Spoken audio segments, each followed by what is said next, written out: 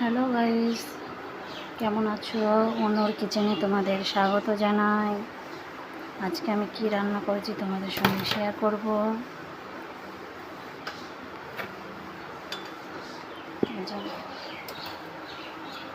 ছোলা দিয়ে মটর দিয়ে ডাল রান্না করেছি, ছোলা মটরের। আর এই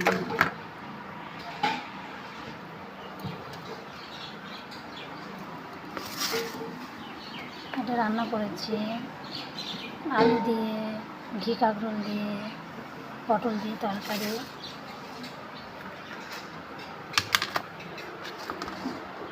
ভাত আর ডিম ভেজেছিলাম, আমাদের খাওয়া হয়ে গেছে। আর এই যে একটা সবজি হচ্ছে।